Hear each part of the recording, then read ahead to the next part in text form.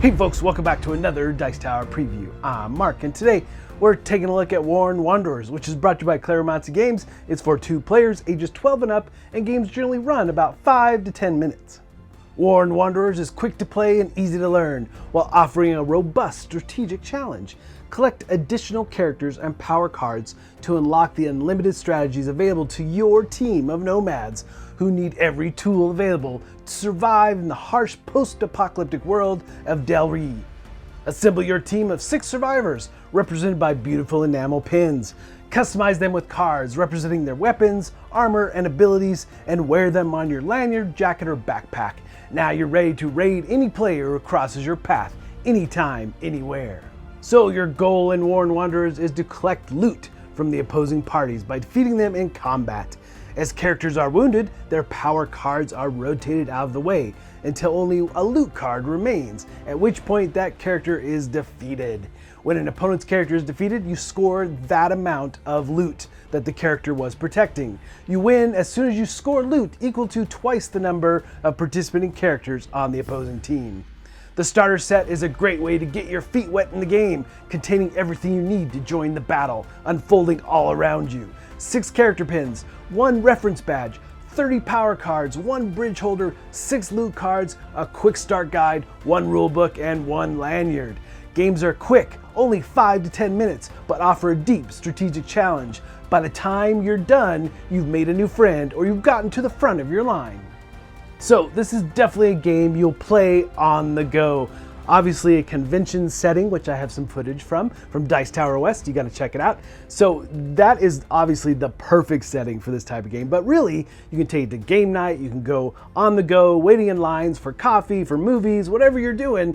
You know, this is a great way to play, and you can really customize how many characters are in the battle and so forth as you put on your lanyard and you engage in those battles with your friends or maybe new friends that you've acquired along the way. So it really does give this sense of, hey, we're waiting, let's just play a game that's super easy, and you've got it on your lanyard or your backpack, like I said, or maybe just had it attached to your shirt as you're playing and moving through those battles. These starter kits that I have are just prototype, but the neat thing is that just the pins alone, they gave me some nice samples here of what the metal pins are going to look like. They're just beautiful.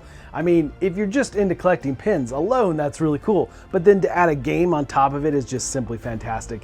And these pins, like I said, just look incredible. I love the character names as well. And one of the neat things is that you can customize the cards that you put with your particular characters. You have pips at the bottom of each of the character pins that dictate what colored cards you need to put with that character. So you have some choices here, but you do have to put together a level 1, level 2, level 3, and then a loot card underneath that can be acquired if your character falls in battle. So the nice thing though is that you have a lot of choices around the different cards and how you put them together based on the colors that the pins call for. So it really is interesting how you do that and how you put them together. It does give you that really nice mode of customization around building out your characters and what cards, what deck building you're going to do with that character. So with that in mind, again, you're going to follow the rules around creating your own character, your own decks, but you have several to choose from, especially in these starter sets. They give you a bunch of extras as you try to build out your characters the best you can, or the most powerful that's available to you. Now, some of the cards have keywords on them, things like combos for doing attacks and defense. You've got ranged attacks, you've got evasive, and you can cancel incoming attacks, but my favorite probably is the fact that you can do poison. Poison is fantastic because it really allows you to take down some of those more powerful foes. They've also got character cards to give you a little more history, a little more back information on each of the characters. They gave me some samples here, and there's just some nice flavor text if you're into that kind of thing, which I love flavor text in games. So this adds a lot of history, a lot of information about the characters, and there's a QR code if you want even more to follow that link and so forth. So these are really great, and I'll probably definitely tap into all of those for the different characters and so forth. So I like that aspect for sure. Now, there's also, as you expect with any good game like this, there's going to be boosters. And I really like these boosters because they give you some really interesting new characters to choose from, and I can't wait to see what they put together for these additional characters because they add a lot of flavor to the game. So gameplay here, super straightforward, very easy to play literally anywhere. And you have two main stats that you need to be aware of. You got your power stat on the left and your defense stat on the right. And if you're defeated, your card is just simply rotated out of the way to show the next card. And as your cards move out of the way, you'll see that the level 2s, level 3s might actually be way more powerful in defense and in power as you go after the different characters. So it's not just easy to whittle people down because they actually gain, I think of it as frenzy, or as like a barbarian rage. They get more angry the more damage they take. So it's really an interesting aspect for sure. But literally, you're just comparing values. You're comparing the power to their defense. And you have to make some choices up front. You have to say, okay, you've got 6 characters. Are we gonna battle the 4 on top or the 4 on bottom, or are we gonna battle against all 6? And then you, as the attacker, pick which character you're gonna attack with that isn't been destroyed yet, obviously.